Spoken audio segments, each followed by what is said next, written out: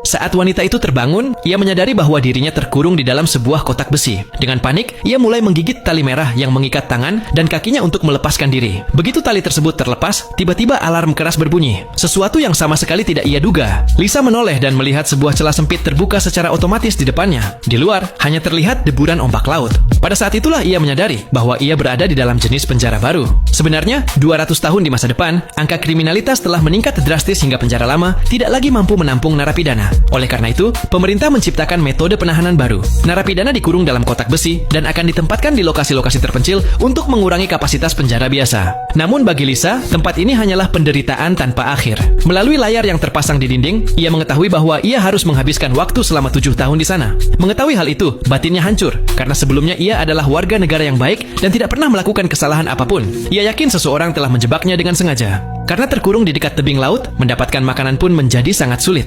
Keesokan paginya, celah kecil itu terbuka lagi. Lisa bangkit dengan susah payah dan berdiri sambil memegang mangkuk, berharap akan mendapatkan makanan. Namun tidak ada jawaban, karena petugas pengantar makanan belum tiba. Merasa diperlakukan tidak adil, Lisa memutuskan untuk mencoba menyelamatkan diri. Tiba-tiba matanya tertuju pada beberapa tiang yang terpasang di bagian atas. Ia mencoba menyentuhnya dengan hati-hati, namun ia justru terkena sengatan listrik yang kuat. Terpaksa ia mencari jalan lain, lalu ia melihat sebuah tuas di bagian bawah.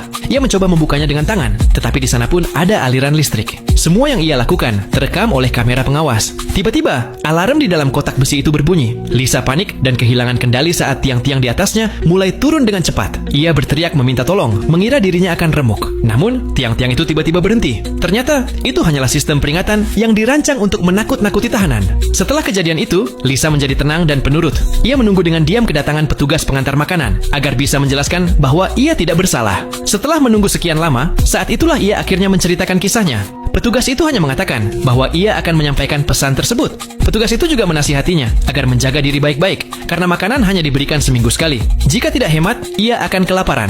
Sambil mengatakan itu, sang petugas memberikan sedikit air dan satu paket kecil gandum untuk bertahan hidup. Petugas itu pun tampak tidak berdaya, karena keputusan mengenai jumlah pasokan makanan bukanlah wewenangnya.